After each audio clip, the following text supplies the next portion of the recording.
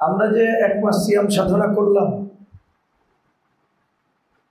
এখানে দুই শ্রেণীর মানুষ পাওয়া যাবে রোজাদারদের মাঝে।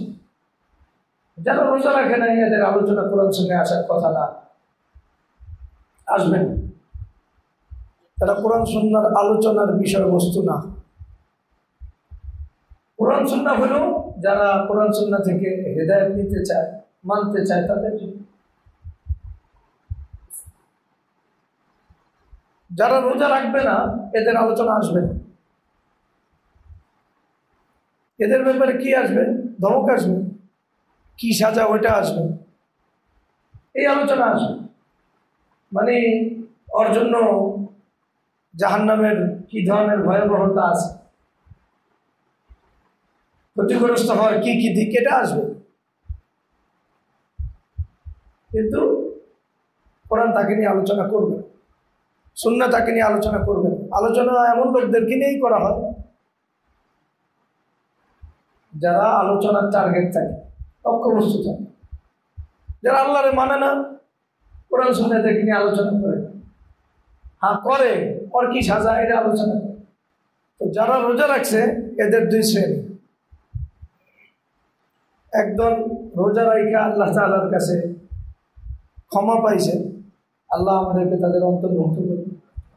আরবিতে মাগফুর বলে, কি বলে? আরেক দল রোজা রাখছে কিন্তু তারা মালউন। মালউন মানে অভিশপ্ত, অর্থাৎ এক মাসের মতো আল্লাহ তাআলা লম্বা যুগ একটা সময় দিয়েছে। এই সময়ে সিয়ামের যে টার্গেট, ওই টার্গেট সে পুরো করতে পারেনি।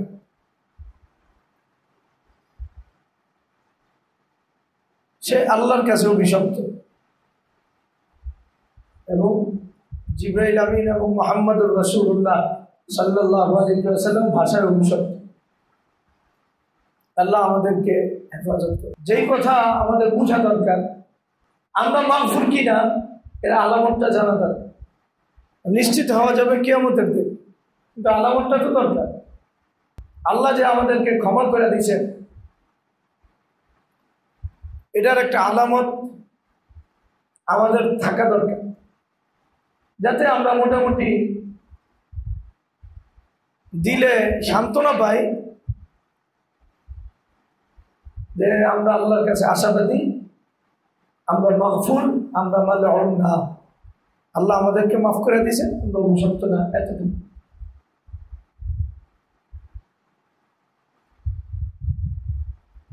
এই আলামতগুলি সবসময় আমাদের সিদ্ধান্ত নেওয়ার জন্য কাজে লাগবে,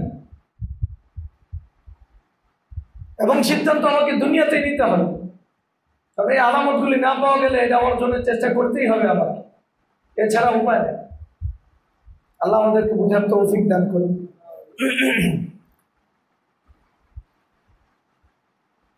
অতীতের গুনার ব্যাপারে আমার মনোভাব যাচাই করতে হবে। কি করতে হবে? মনোভাব। এরপরে আমার অবস্থান বর্তমান কি, এটা যাচাই করতে হবে। তাহলে অতীতের গুনার ব্যাপারে মনোভাব, অবস্থান, এটা যাচাই করতে হবে। আল্লাহ আমাকে মাফ করে।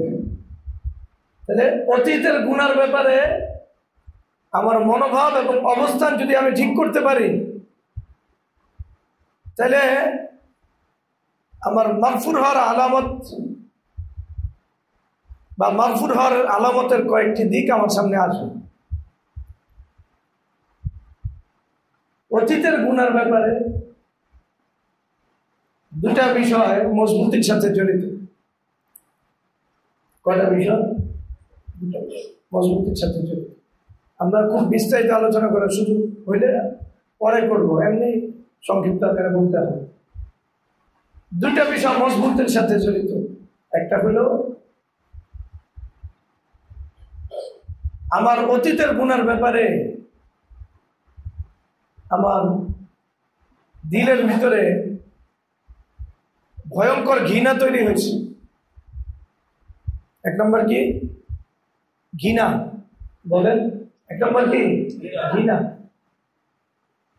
2 নম্বর হলো অতীতের গুনার ব্যাপারে আমার সর্বোচ্চ আক্ষেপ তৈরি হয়েছে। 3 নম্বর হলো অতীতের গুনাহ ব্যাপারে আমার দিলের ভিতরে এই ভয় যাচ্ছে। কি ভয়? কিয়ামতের দিন আল্লাহর সামনে আমার যে দাঁড়াইতে হবে, ওই দিন যদি আমার গুনাহটা আল্লাহ সবার সামনে বলে দেয়, এই অনুশোচনা দিলের ভিতরে মজবুতির সাথে পয়দা হয়েছে। 1 নম্বর কি? ঘৃণা। 2 নম্বর সর্বোচ্চ আক্ষেপ। 3 নম্বর হলো এই শরম, মানে শরমটা ভয়ের বিষয়, মানে আমার কোনো আমল নামা প্রকাশ পায় যায় কিনা আল্লাহ কিয়ামতের দিন সবার সামনে, সব নবীদের সামনে, সব নেককারদের সামনে, আমার বন্ধুদের সামনে, বাবার সামনে, মার সামনে, যারা আমাকে ভালো মনে করতো, এদের সামনে আল্লাহ তাআলা যদি এটা প্রকাশ করে দেয়, তাহলে ওই দিন আমার কি হবে? এই 3টা বিষয় দেখতে হবে। কয়টা বিষয়? যে আমি তওবা করছি, গুনাহ ছেড়ে দিছি, কিন্তু শুধু ছাড়লে হবে না। রমজান পাওয়ার পরে আমি গুনাহ ছাড়ছি এতটুকু হলে আমার সান্ত্বনা পাওয়ার মতো কিছু নাই। আমাকে দেখতে হবে অতীতের গুনার ব্যাপারে ঘৃণা, আক্ষেপ এবং অনুশোচনা বা অনুশোচনার ভয় পয়দা হয়েছে কিনা। গুনাহ ঘৃণার বস্তু মানে কি এটা একটু বোঝেন তো। ঘৃণিত জিনিসের দিকে মানুষ মন খুলে তাকাইতে পারে? মন খুলে তাকাইতে পারে? দিল দিয়া ঘৃণিত বিষয়কে কল্পনা করে? অরুচিকর কোনো বিষয় তো দিলে কল্পনা করে। ওরা কল্পনা করলে তো বমি আসে, খারাপ লাগে।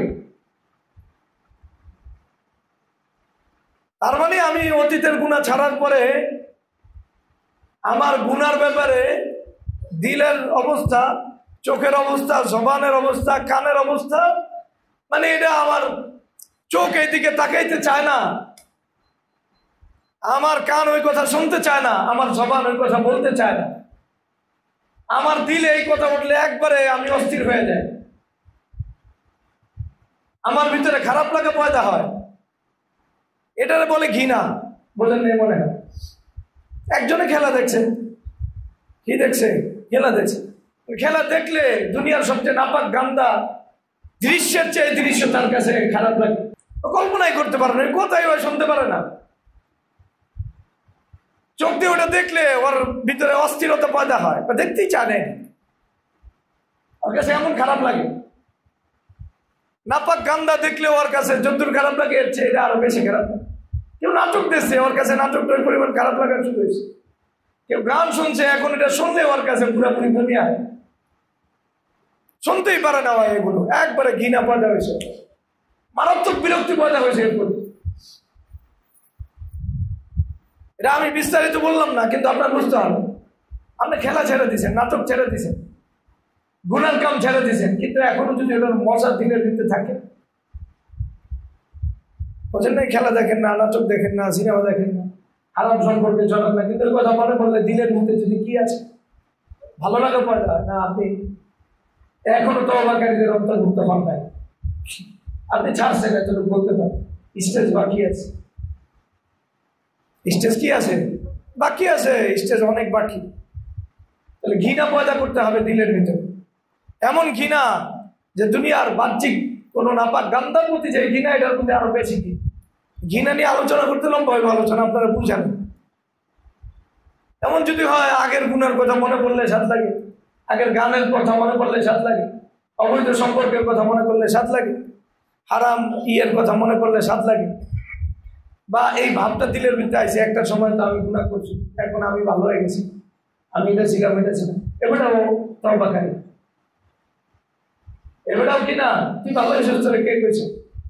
যেটার মানুষ ঘৃণা করে ওটারে কি উল্লেখ করতে পারে? অনেকে আসে না, দেখে আমি গিটার বাজাইতাম, এখন গিটারটা ওইকে আলেছি, এটা একটা ভাব, সাধারণ একটা দোকান। তুই সে লজ্জা পাওয়ার কথা, আরো মানুষের সাক্ষী রাখার কথা নেই। তুই অতীত জীবনকে কেন খোলস? আরেকজনের কাছে কেন মজা নিয়ে অতীতের জীবন তুই করস? এত কওয়া দরকার নাই। ঘৃণিত বিষয় কেউ কাউরে কয়, সাদের সাথে কয় না, আল্লাহর দয়া হিসাবে কইলে কইতে পারে, দিল আল্লাহর দয়ার প্রতি আছে ওইটা। আরেকটা হইল না, আমি ভালো হয়ে গেছি, না, এই মনোভাব নিয়ে করা যায় না, ভালো হয়েছে না হয়েছে সার্টিফিকেট তো পাই নাই। তাহলে 1 নম্বর বিষয় কি? ঘৃণা, অতীতের বিষয়। 2 নম্বর সর্বোচ্চ আক্ষেপ। আক্ষেপ না, সর্বোচ্চ। কারণ একটা কবিরা গুনার কারণে মানুষ জান্নাত হারাবে, এই ব্যাপারে আহলুস সুন্নাহ ওয়াল জামাতের কারো ভিত্তিতে ইখতিলাফ, মত পার্থক্য। যে একটা কবিরা গুনাহ আল্লাহ মাফ না করে, একটা আমরা দৈনিক কত কবিরা গুনাহ করে আমরা জানি তো, হিসাব নেই, বেলা হিসাব কবিরা গুনাহ করে, হিসাব ছাড়া। একটা কবিরা গুনাহ কেউ যদি মাফ করাইতে না পারে,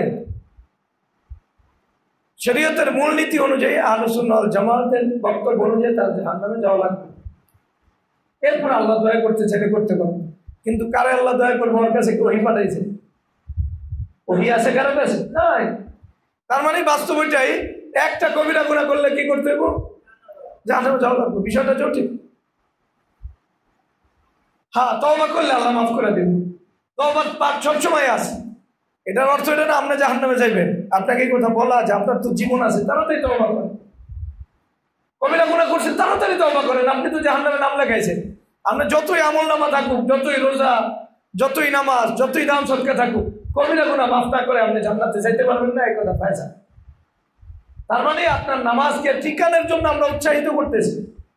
আপনার সিয়ামকে টিকান, আপনার কিয়ামকে টিকান, আপনার সাদাকাতকে টিকান। টিকানোর জন্য শর্ত কি? কবিরা গুনাহ ব্যাপারে আপনি পেরেশান হন, ওটা থেকে তওবা করেন। তওবার দরজা খোলা আপনার জন্য। আপনি যদি আরো কবিরা গুনাহ করতেন, সত্যিকারে তওবা করলে তওবার দরজা খোলা। এজন্য নিরাশের জন্য না, আশার আলো জ্বালানোর জন্য, যাতে আপনি ধোঁকা না খান। তাহলে 2 নম্বর কি? সর্বোচ্চ পর্যায়ের আক্ষেপ। আক্ষেপ মানে হলো, বুঝাইলে বুঝবেন, একজন মানুষ একটা কবিরা গুনার কারণে জান্নাত হারাইতেছে, জাহান্নাম পাইতেছে। 2টা বিষয়। জান্নাতের এত নাজ নেয়ামত ওর চোখের সামনে আসবে কি আসবে? দুনিয়ায় থাকতে মৃত্যুর আগেই আসবে। আবার জাহান্নামের ভয়াবহতা ওর সামনে আসবে কি আসবে না? আসবে না। তাহলে জান্নাতের মতো নেয়ামত হারাইতেছে, জাহান্নামের মতো এত ভয়ঙ্কর সাজা জীবনের জন্য সে বেছে নিয়েছে। বিষয়টা কত জটিল। তাহলে সে কত হাজার লক্ষ কোটি টাকা দিয়ে জান্নাত কিনা যাবো বলেন? কে কিনতে পারবে? দুনিয়া যারা বড় বড় লোক, কোটিপতি, তারা জান্নাত টাকা দিয়ে কিনতে পারবে? সারা দুনিয়া দিয়ে জান্নাত কিনা যাবো? জান্নাতের 1 বিঘত জায়গা কিনা যাবো? কিছুই তো কিনা যাবো না। তাহলে জান্নাতের মতো এত বড় নেয়ামত, এটা সে হারাইছে। তো কোনো নেয়ামত হারাইলে একজনের ভিতরে আক্ষেপ আসে কি আসে না? ধরেন এই জায়গায় আইসা, এই মাদ্রাসা আইসা, এখানে আইসেন আপনি, আসার পরে আপনার $1 লক্ষ কোটি হারায় গেছে। কয় লক্ষ কোটি ডলার? এটা উদাহরণ দিলাম। অথবা এই মাদ্রাসার নিচতলা $1 লক্ষ কোটি হারায় গেছে। আমরা যতদিন বাঁচবেন এই আক্ষেপ থাকবো কি থাকবো না? থাকবো কি থাকবো? আর ওই জায়গার পাশ দিয়া যদি যান, তাহলে এই কথা মনে থাকবো কি থাকবো না? কারো বাবা মারা যায়, কারো মা মারা যায়, কারো সন্তান মারা যায়, মারা যায় না? যায়। বাবা মা মারা গেছে, যে ওই বাবা মার আক্ষেপ কয়দিন থাকে মানুষের? বেশি দিন থাকে না তো, আস্তে আস্তে ভুলে যায়। কিন্তু কোথাও যদি তার সম্পত্তি হারায়, বললাম না $1 লক্ষ কোটি হারায় গেছে, তো যেই জায়গায় হারাইছে ওই জায়গায় সে কোনোদিন বলবো, সে কোনোদিন আর ওই জায়গার ব্যাপারে অসাবধান থাকবে না? সর্বোচ্চ সতর্ক থাকবে। দুনিয়ার অন্য কোনো জায়গায় তার টাকা হারাইতে পারে, এই জায়গায় টাকা হারানোর সম্ভাবনা নাই। একবারে পূর্ণ সতর্ক সে। জীবন গেলেও এখান থেকে আর টাকা হারাইতে সে দিবে না, অটোমেটিক এই পদ্ধতি সে অবলম্বন করবে। তো যেই কথা বলতেছিলাম, যে আপনার যেই বন্ধুর সাথে থাকার কারণে, যেই মোবাইলের কারণে, অথবা যেই পড়ালেখার কারণে, যে ব্যবসার কারণে, যেই সম্পর্কের কারণে আল্লাহকে হারাইছেন, ওটার ব্যাপারে ওই পরিমাণ আক্ষেপ কি তৈরি হয়েছে? যেই পরিমাণ আপনার একবারে বললাম 100 লক্ষ কোটি ডলার হারাইলে যেই পরিমাণ আক্ষেপ হইতো, এর ধারে কাছে কি হয়েছে কিনা? আপনার কবিরা গুনার ব্যাপারে আক্ষেপ পয়দা হয়েছে কিনা? এটা আমরা জাহান্নাম থেকে কি করছে, মানে আমরা জান্নাত থেকে সেটা জাহান্নামের কাছে নিয়ে গেছে। জাহান্নাম আমার জন্য অবধারিত করে ফেলাইছে। ওর চেয়ে বড় মানে হতভাগা আক্ষেপ করার কেউ আছে? তাহলে আপনার দিলের ভিতরে এই আক্ষেপ আছে কিনা? না। 1 নম্বর বললাম কি ভাই? ঘৃণা। 2 নম্বর কি? আক্ষেপ। দুনিয়ার সব সম্পত্তি হারাইলি যে আক্ষেপ, এর চেয়ে বেশি আক্ষেপ হবে যে আমি একটা কবিরা গুনাহ কেমনে করলাম, আর না জানি আমার কি হাসল হয়। আসলেই তো ফয়সালার জায়গা এখনো বাকি আছে। ফয়সালার জায়গা কি আছে এখনো বাকি। এই আক্ষেপটা আমার দিলের ভিতরে পয়দা আর হয়েছে কি? সর্বোচ্চ আক্ষেপ। 3 নম্বর যেই বিষয় আমরা বলছি অতীতের গুনার ব্যাপারে, সেটা হলো এই ভয়, অনুশোচনার ভয়, লজ্জার ভয়। কি ভয়?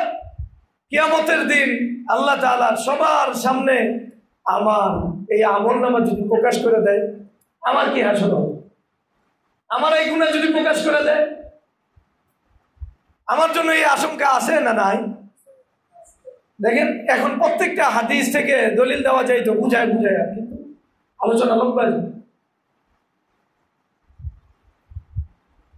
একজন মানুষ ক্ষমা পাওয়ার জন্য, তার তওবা কবুল হওয়ার জন্য শর্ত হলো অন্যায়ের ঘৃণা চলে আসতে হবে। বলেন কি করতে হবে? 2 নম্বর কি? সর্বোচ্চ আক্ষেপ। 3 নম্বর এই লজ্জার ভয় যে কিয়ামতের দিন আল্লাহ যদি এটা প্রকাশ করে। লম্বা হাদিস, রাসূলুল্লাহ সাল্লাল্লাহু আলাইহি ওয়াসাল্লাম খাবার খেতেছিল, একবারে প্রিয়, বুঝেন নাই? খাসির সামনের পায়ের অংশ কি কেমন কেমন দেখাইতেছিল। আমরা খাই তো বা সেরা। এই সময় হুজুর সাল্লাল্লাহু আলাইহি ওয়াসাল্লাম সবচেয়ে বড় হাদিস শুনেছে, একবারে ময়দানে মাহশারের কথা শুনেছে, হাসরের কথা। ওই দিন নবীরা কি করবে? সবাই মিলে নবীদের কাছে যাবে, আদম আলাইহিস সালামের কাছে যাবে। এই হাদিস আপনি যান লম্বা। যাওয়ার পরে আদম বলল, না আমার আল্লাহর কাছে যাওয়ার সুযোগ নেই, আমি এটার উপযুক্ত। আল্লাহ যদি কয় তোরে আমি বানাইছিলাম, বানাইয়া সেজদা করাইছি, জান্নাত দিছি, তুই জান্নাতের কাছে কাছে গেছিস, আমার এই কথা যদি কর তা আমার কি আসলে আমি যেতে পারবো না? আছে না নাই? আমরা তো আমার বিষয়গুলো নবীদের কাছ থেকে দেই না, নিজের মন মতো আজীবন আক্ষেপ করে গেছে। রব্বানা যালামনা আনফুসানা, মরণ পর্যন্ত আক্ষেপ করে গেছে। হায় হায় কি হইব, কি হইব আমার, আমি করলাম নাকি? অথচ আল্লাহ নবীদেরকে মাফ করে দেওয়ার ঘোষণা করছে। এরপরে আবার কিয়ামতের দিনে ওই কথা দিলের ভিতরে পুরোপুরি জাগরুক। আজকে আমার আল্লাহ যদি আমার আমলনামা খুলে দেয়, আদম আমি তোরে বানাইছি, ফেরেশতাদেরকে দিয়ে সেজদা করাইছি, লম্বা হাদিস, প্রত্যেক নবী ওযর করবো। ইব্রাহিম আলাইহিস সালাম ওযর করবো, কে ওযর করবো? আমি পারব না, আমার লেগে সব করবো। এমন কোন নবী নাই যেই নবী তার পিছনের কথা মনে করবে না। আজকে যদি আল্লাহ আমার খুলে কয় এটা কি ঘটনা ঘটাইছে। আর আমরা নবীরা তো কোনো কবিরা গুনাহ করে নাই, কিন্তু তাদের কাছে মানে উত্তমের বিপরীত করাটাই মনে হয়েছে যে অনেক বড় কিছু করছে। দেখেন তো এই জন্য এত পেরেশান যে ময়দানে মাহশারে পেরেশান, সবাই মিল্লা কইতেছে জান আল্লাহর কাছে তা আমি পারি না, আমার যাওয়ার উপযুক্ত। এখন দেখতে হবে অতীতের গুনার ব্যাপারে আমার এই অনুশোচনার ভয় পয়দা হচ্ছে, এই ভয়ে আমার দিন রাত কাটে কিনা, এইভাবে আমার মৃত্যু পর্যন্ত অবস্থান যায় কিনা, যে আমি গুনাহও করি না, আবার গুনার ব্যাপারে ঘৃণাও আছে, আবার গুনার ব্যাপারে কি আছে? আক্ষেপ আছে, আবার অনুশোচনার ভয় আছে। আচ্ছা কারো যদি গুনার ব্যাপারে ঘৃণা পয়দা হয়, কে আর গুনাহ করবো? ঘৃণিত জিনিস মানুষের চেক করে, কেউ করাইতারে। আক্ষেপ যেটার ভিতরে আছে, সর্বোচ্চ আক্ষেপ, ওই কাজ মানুষের দিয়ে করানো যায়। যে ব্যাপারে ওর দিলের ভিতরে পেরেশানি আছে, আল্লাহর সামনে দাঁড়াইলে আল্লাহ কি কয়, এই ঘটনা সে কখনো ওই ঘটনার ভিতরে তার দ্বিতীয়বার কেউ নিতে পারবো। কথা বোঝেন নাই মনে? তাহলে অতীতের গুনার ব্যাপারে আপনি ক্ষমা পাইছেন কিনা এটার ব্যাপারে 1 নম্বর তো গুনাহ ছাড়াই লাগবো, এরপরে ভবিষ্যতে না করার সিদ্ধান্ত নেওয়াই লাগবো। কিন্তু এগুলো কোনোটাই টিকবো না, গুনাহ ছাড়াও টিকবো না, ভবিষ্যতে না করার হালতও টিকবো না, যদি এই 3টা কোয়ালিটি না আসে। বুঝেন নাই? আপনি কইবেন আল্লাহ আর করুন না, একদিন কাইন্দা কাইটা ভুকচুক ভাষায় লাইবেন, কিন্তু আবারও আপনি করবেন ভাই, যতক্ষণ পর্যন্ত 3টা জিনিস আপনার দিলের ভিতরে না ঢুকবো। এক নম্বর কি ঘৃণা, আরেক নম্বর আমি জান্নাত হারাইছি, আমার আর কি আছে। একবার শেয়ার বাজারে 10 লাখ টাকা মাইর খেয়ে আত্মহত্যা করছি। আমরা তো মরে যাওয়ার মতো অবস্থা হওয়া দরকার। হায় আমি কি করছি, আমার হয়েছে নাকি, আমার পাঠাইছি আল্লাহ তাআলা জান্নাতের জন্য, আমি জান্নাত হারাই বসে গেছি। 10 লাখ টাকার লেগে বেটা আত্মহত্যা করলো, আমি এই গুণার লেগে মরণ পর অবস্থা হয় না কেন, হয় না কেন মরণ পর অবস্থা? এরপরে এই ভয়, অনুশোচনার ভয়। আমরা তো দুনিয়ার সবাই ভালো জানে, সবাই ভালো জানে কিয়ামতের ময়দানে আল্লাহ তাআলা যদি আমার গুনাহ সবার সামনে পেশ করে, আমার কি হাসল? এই তিনটা অবস্থা যদি তৈরি না হয়, তাহলে বাবা আপনার নজর ঠিক হবে না, আপনার হারাম সম্পর্ক ঠিক হবে না, আপনার গুনাহ ছাড়ার মতো যোগ্যতা আপনার ভিতরে পয়দা হবে না। এটাই ভালো করে আপনার মনে রাখতে হবে। তাহলে তওবা তো আপনি করছেন শর্ত অনুযায়ী। কি শর্ত? শর্ত অনুযায়ী যত উপায় উপকরণ, বন্ধু বান্ধব, মাহল সব ছাড়ছেন, গুনাহও ছাড়ছেন। আবার ভবিষ্যতে না করার সব দৃঢ় সংকল্প করছেন, সব করছেন। মোবাইলে দূরে সরাই দিয়েছেন, বন্ধুরে দূরে সরাই দিয়েছেন, কিন্তু ঘৃণা এখনো পয়দা হয় নাই। আবার সুযোগ পেলে আমরা এই গুনাহ করব। আক্ষেপ পয়দা হয় নাই, আবার সুযোগ পেলে এই গুনাহ করবেন। অনুশোচনার ভয় পয়দা হয় নাই, তাহলে আপনার দিলের এই কাইফিয়তগুলি লাগবে কি লাগবে না? তওবার শর্ত তো আছেই হাদিসে, কিন্তু সাথে সাথে এই কথাও হাদিসে আছে, আত-তাওবাতু আন-নাদাম। আত-তাওবাতু, আসল তওবা হলো দিলের ভিতরে আক্ষেপ আর অনুশোচনা এটা পয়দা হয়েছে, হায় হায় আমি করছি, আল্লাহর সামনে আমি কেমনে দাঁড়াবো, এবং গুনার ঘৃণা। এবার হাদিসে আছে, একবারে কিতাবুল ঈমান পড়লে দেখা যায় হাদিসে এটা দেওয়া আছে যে গুনার ঘৃণা তার দিলে পয়দা হয়েছে। তাহলে এটা হলো দিলে গুনার ব্যাপারে এই মনোভাব লাগবে, আর বাস্তবে গুনাহ ছাড়া লাগবে। গুনাহ থেকে মানে পুরাপুরি দূরে থাকার জন্য গুনার যত উপকরণ আছে, বন্ধু আছে, মাহল আছে, মানে মোবাইল আছে, সব ছাড়তে হবে। যেখানে গেলে গুনাহগুলি ছাড়তে হবে, মাস সেটা তো লাগবেই। কিন্তু পাশাপাশি কি লাগবে বলেন? পাশাপাশি দিলের এই কাইফিয়ত লাগবে। কারো দিলের ভিতরে এই কাইফিয়ত আছে আলহামদুলিল্লাহ, তৈরি হয়ে গেছে। সাহাবাদের যাদেরই জীবনী দেখেন, শিরিক থেকে বেরিয়েছে, শিরিকের ঘৃণা তাদের দিলে কেমন ছিল? যারা গুনাহ করছে ওই গুনার ঘৃণা তাদের দিলে কেমন ছিল? জীবন দিয়া এই গুনাহ থেকে তওবা করতে সাহাবায়ে কেরাম চাইছে না? মাহাজা আসলামী চায় নাই রাদিয়াল্লাহু আনহু, চাইছে কি চাইছে না? পুরা জীবন দিয়া চাইছেন যে আমার এই জীবন দরকার কি, যদি আমি জাহান্নামী হই তাহলে এই জীবন দরকার কি? তাহলে ভালো করে বুঝতে হবে, তাহলে আমি গুনাহ ছাড়লেই হবো, উপায় উপকরণ ছাড়লেই হবো, না আমার দিলের হালত পাল্টাইতে হবো? তাহলে অতীতের ব্যাপারে আমি কটা কথা বলছি? 3টা কথা। দিলের কটা? 3টা হালত। কি কি? ঘৃণা, সর্বোচ্চ আক্ষেপ, অনুশোচনার ভয়। হ্যাঁ বলছি তওবার শর্ত তো পালন করা লাগবে, এটা আমরা লম্বা আলোচনা করছি। একটা হলো কি, গুনাহ ছাড়তে হবে, ভবিষ্যতে করা যাইব না, গুনার উপকরণ থেকে দূরে থাকতে হবে। এগুলো তো আলোচনা আছে, এটা তো আলোচনা আপনারা জানেন। কিন্তু দিলের হালত না বদলাইলে আপনি গুনাহ ছাড়তে পারবেন। আর ভবিষ্যতের ব্যাপারে ভালো করে বুঝুন। ভবিষ্যতের ব্যাপারে গুনাহ থেকে বাঁচার যোগ্যতা আপনার ভিতরে পয়দা হয়েছে কিনা, আপনার দিলের ভিতরে। কি কয়, কি বললাম? গুনাহ থেকে বাঁচার যোগ্যতা, যেটাকে তাকওয়া বলে। তাকওয়া হলো গুনাহ থেকে বাঁচার যোগ্যতার নাম। কি বললাম? অনেকগুলো অর্থকে সামনে রেখে এই কথা বললাম। গুনাহ থেকে বাঁচার যোগ্যতা আপনার তৈরি হয়েছে কিনা রমজানকে পায়া। গুনাহ থেকে বাঁচার যোগ্যতা, গুনাহ থেকে বাঁচার যে যোগ্যতা, এই যোগ্যতা ভালো করে বোঝেন। 1 নম্বর হলো জীবন বদলানোর সিদ্ধান্ত আপনি নিছেন কি? সিদ্ধান্ত পুরাপুরি, যা হয় হবে, ওই জীবন আর আমি ফিরে যাব না, এই সিদ্ধান্ত চূড়ান্ত। সিদ্ধান্ত নিছেন কিনা জীবন বদলানো, সিদ্ধান্ত নিয়ে জীবন বদলায় ফেলছেন কিনা দেখেন আপনি। আর এই গুনাহ করবেন না, যা হয় হবে, এই জীবন বদলানোর সিদ্ধান্ত। বলেন, গুনাহ থেকে বাঁচার জন্য যা দরকার, আত্মরক্ষা করার জন্য যে যোগ্যতা দরকার, এই যোগ্যতার 1 নম্বর হলো আপনি জীবন বদলানোর সিদ্ধান্ত নিছেন। একবারেই যেখানে গেলে গুনাহ হয়, যার কাছে গেলে গুনাহ হয়, যে শিক্ষা প্রতিষ্ঠানে যেখানে আমি যাব না, ফায়সালা চূড়ান্ত, যে যাই করুক, প্রয়োজনে বাস ওয়ালাউ কুতিলতা আও হুররিকতা, যদি তোমাকে কি করা হয়, একবারে মানে মারা হয়, অথবা তোমার আগুনে একবারে জ্বালায় দেওয়া হয়, ভস্ম করা হয়, তারপরও সিদ্ধান্ত চূড়ান্ত, আমি জীবন বদলানোর সিদ্ধান্ত নিছি, এই সিদ্ধান্ত থেকে আমি আর আসবো না। কথা বোঝেন নাই? তাহলে ভবিষ্যতের ব্যাপারে কি নিতে হবে? জীবন বদলানোর সিদ্ধান্ত নিয়ে বাস্তবে জীবন বদলে ফেলতে হবে, বদলে ফেলতে হবে।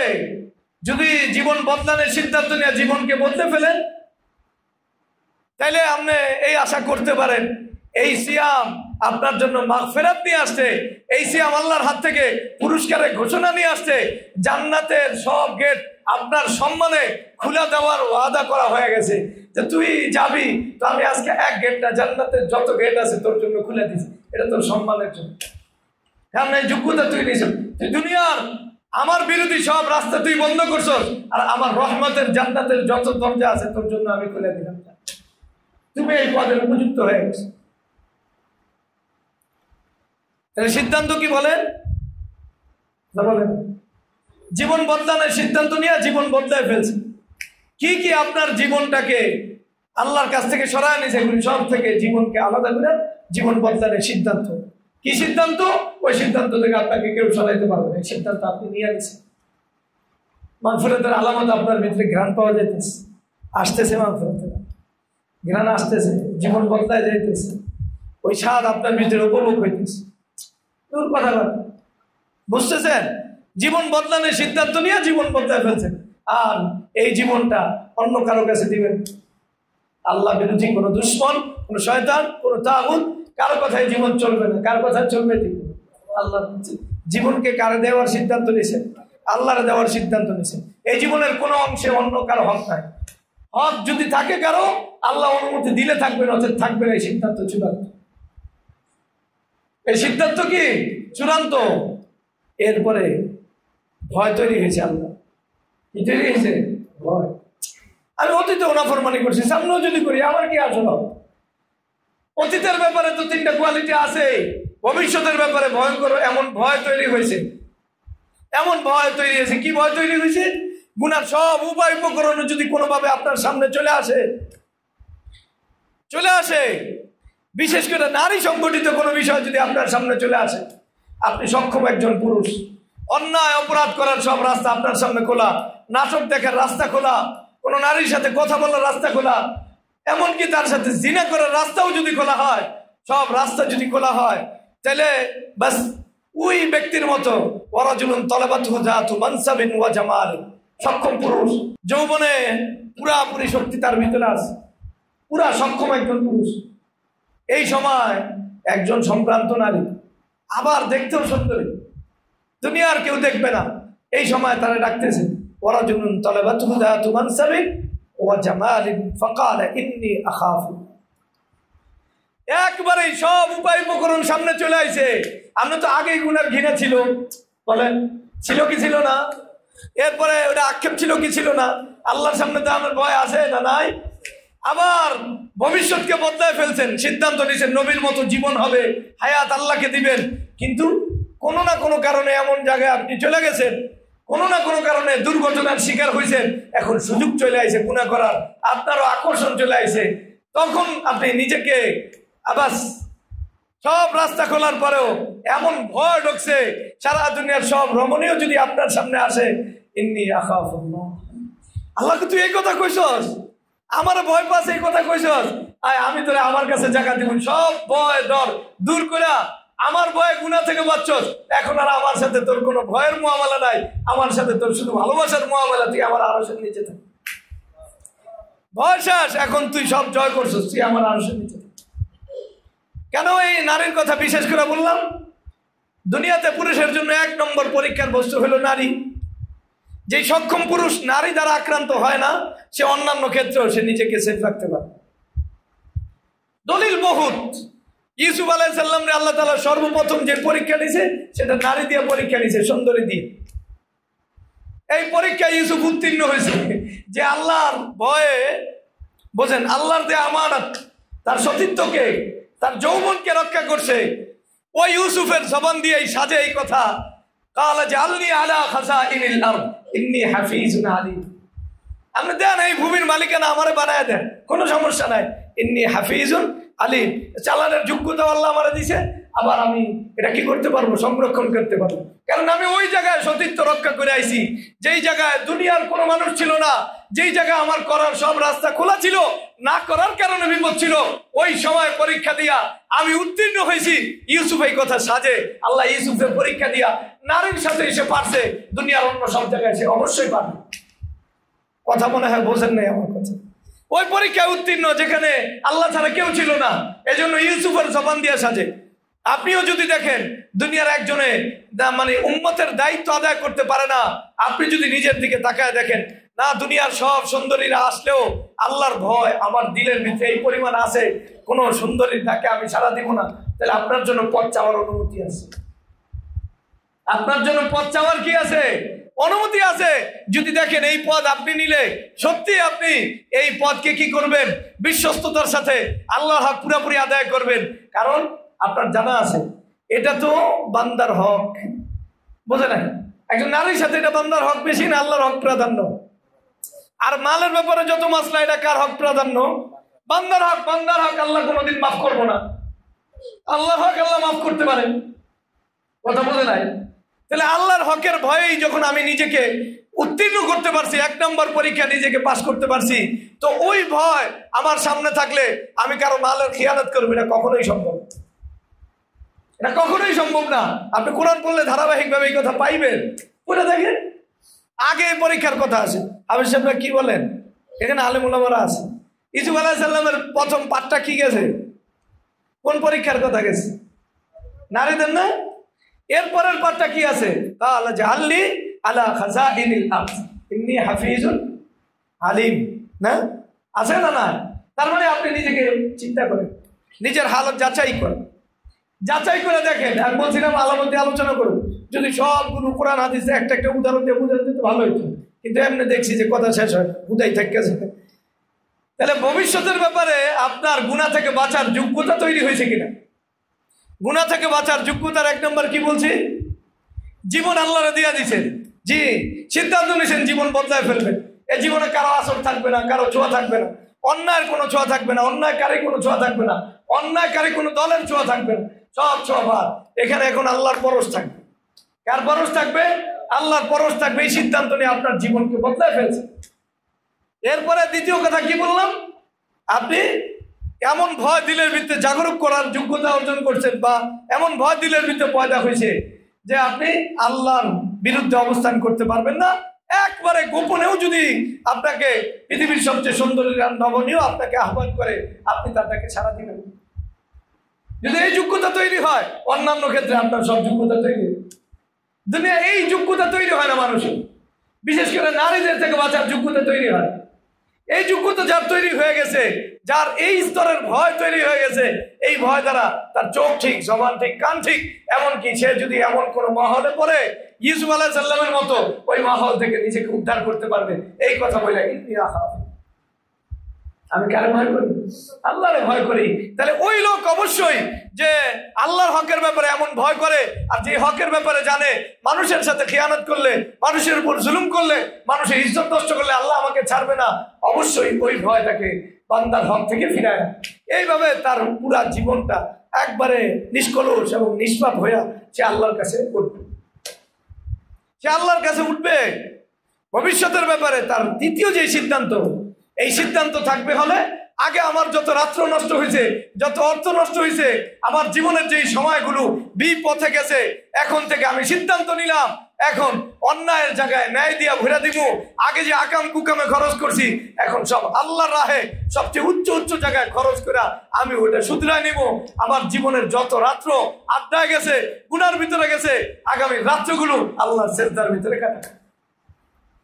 তাহলে ভবিষ্যতের ব্যাপারে তার সিদ্ধান্ত কি বলেন? তৃতীয় সিদ্ধান্ত, ক্ষতিগুলো পুষায় নিবেছে। ক্ষতিগুলো কি করবে? যে পরিমাণ মাল খারাপ জায়গায় গেছে, চেষ্টা করবো ওই পরিমাণ মাল ভালো জায়গায় দিবে। যেই পরিমাণ রাত্র আর খারাপ পথে গেছে, চেষ্টা করবো ওই পরিমাণ রাত্র আল্লাহর সেজদার ভিতরে কাটায় দিতে। যেই পরিমাণ আড্ডার ভিতরে কাটাইছে, এখন ইমানি মোজাকেরার ভিতরে কাটায় দিতে। কথা বোঝেন নাই? যেই পরিমাণ বাহাদুরি খারাপ কাজের লেগা করছে, এখন বাহাদুরি দিনের লেগা করে। কথা বোঝেন নাই? আগে যেমন অনেকে অবৈধ প্রেমের লেগে রিস্ক দিছিল না জীবনে, মনে আছে মরে যাবো আর শহীদ হয়ে যাবে না, শয়তানের শহীদ কাজ হয়ে গেছে, এমন সিদ্ধান্ত নেয় না মানুষ। ইয়ের লেগে কোনো শয়তান পেটে লেগে বা অথবা অন্য কিছুর লেগে জীবনে গর্বমি করবো, মানুষ সিদ্ধান্ত নেয়। কিন্তু সে এখন সিদ্ধান্ত নেয় জীবন তো এক সময় নাপাক জায়গায় দিতে চাইছি, এখন সিদ্ধান্ত জীবন আল্লাহর, জীবন আল্লাহরে দিব, এই জীবন যার তার। কুল ইন্না সালাতি ওয়া নুসুকি ওয়া মাহইয়ায়া ওয়া মামাতি লিল্লাহি রাব্বিল আলামিন লা শারীকা লাহু ওয়া বিযালিকা ওয়া আনা আউওয়ালুল মুসলিমিন। তাহলে ভবিষ্যতের ব্যাপারে তৃতীয় কি সিদ্ধান্ত বলেন? আগের ক্ষতি পুষায় নিব। এর ব্যাপারে কোরআনের ধারণা, কোরআনের ঘোষণা হলো উলাইকা ইউবাদদিলুল্লাহু সাইয়্যাতিহিম হাসানাত।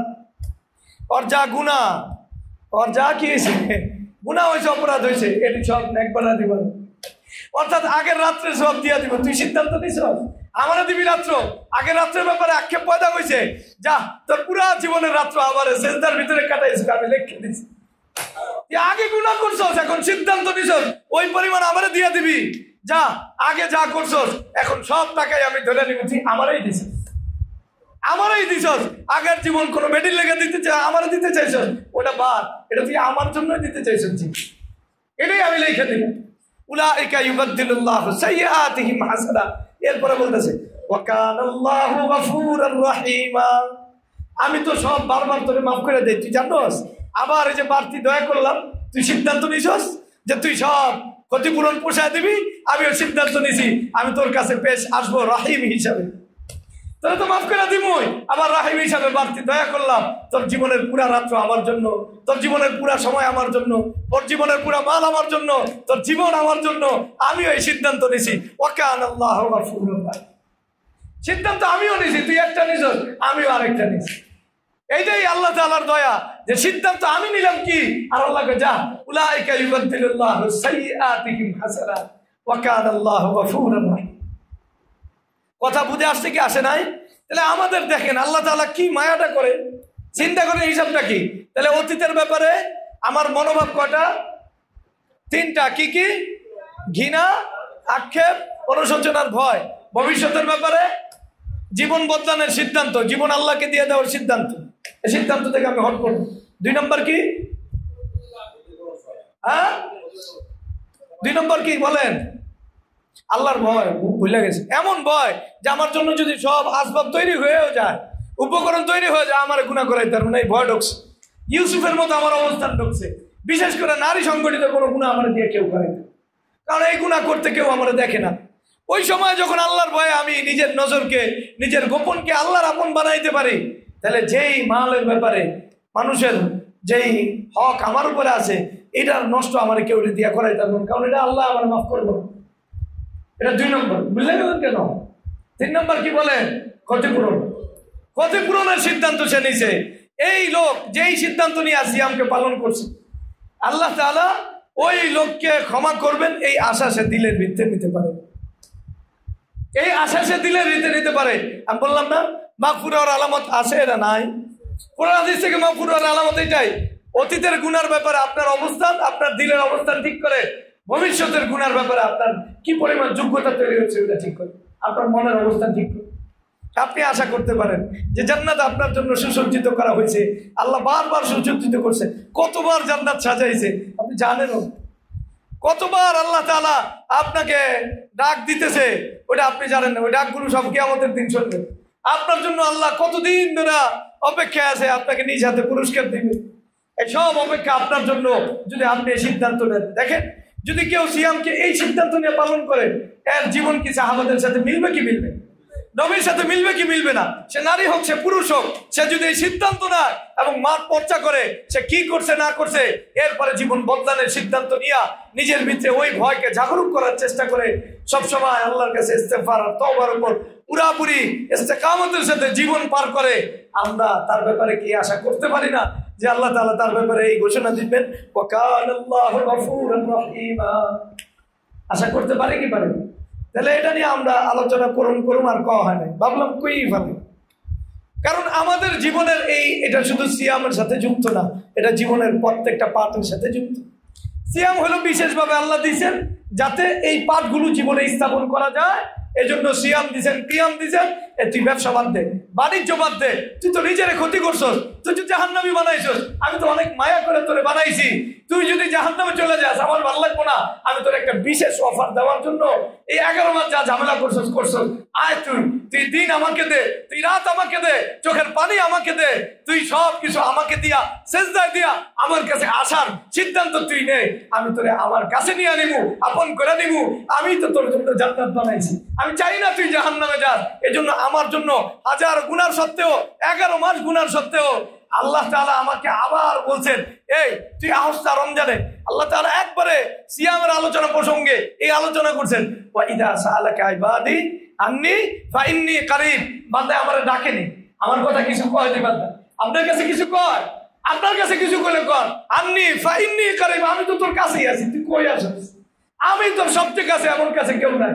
উদউনি আস্তাজিব লাকুম, একবার ডাক, যে কোনো অবস্থায় জীবন বদলানোর সিদ্ধান্ত নিয়ে একবার তুই ডাক, যে কোনো অবস্থায় ডাকো, আমি সারা দেওয়ার জন্য আছি। কথা বলছেন কি বোঝেন না? তাহলে এইভাবে আমাকে যিনি এত বড় সুযোগ দিয়েছেন, এই সুযোগটা আমার নিতে হবে, এই সুযোগ নিতে হবে। এই সুযোগ যে নিতে পারে না, সুবর্ণ সুযোগগুলো এই সবচেয়ে প্রকৃত অর্থে বঞ্চিত। শুধু এটা না, আল্লাহ আবার সবে কদরের রাত্র দিয়েছে। ওই জীবন নষ্ট করছস না, এবার এক জীবনের চেয়ে বেশি, আরো কত বেশি আমি জানি না, জীবন যা নষ্ট করছস এই এক রাত্র তালাশ করত। এই রাত্রে নিজেকে বদলানোর সিদ্ধান্ত নে, আমার হয়ে যায় এই রাত্র, তোর পুরা জীবনটা আমি ভরে দেবো। যা কিভাবে আল্লাহ তাআলা ডাকছেন।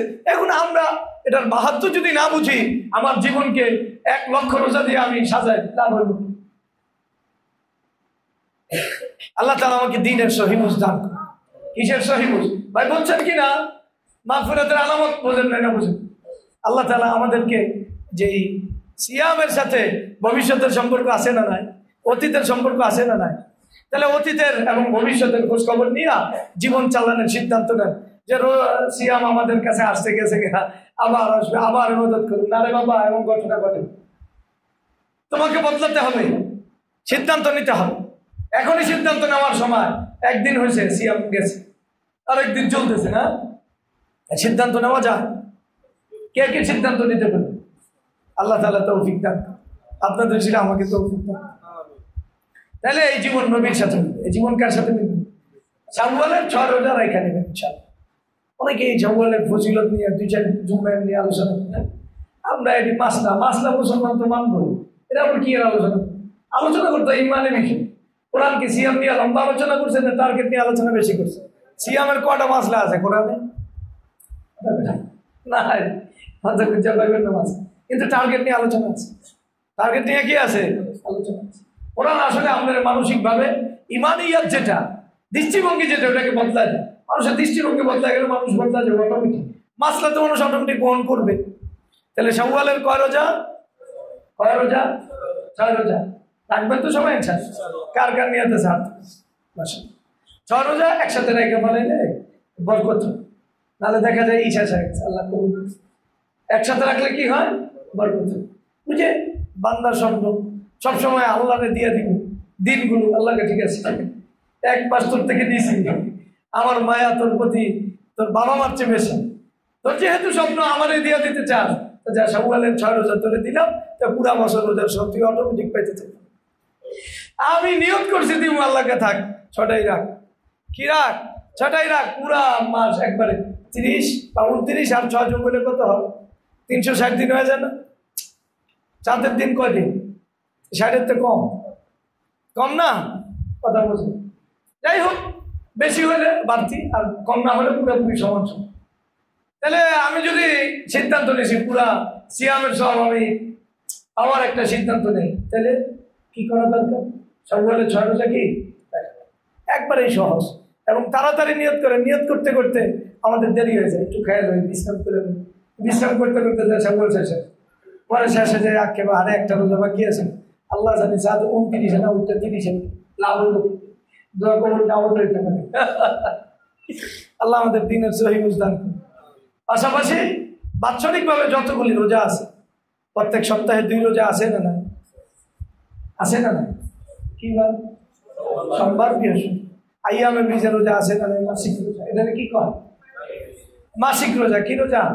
মাসিক রোজা। এরপরে মৌসুমী রোজা আছে। কি রোজা আছে? আসলে রোজা আছে না নাই? এই জাতীয় যে ফজিলতপূর্ণ রোজাগুলো আছে আমরা পুরো করুন তো ইনশাআল্লাহ। আল্লাহ আমাদেরকে তৌফিক দান করুন।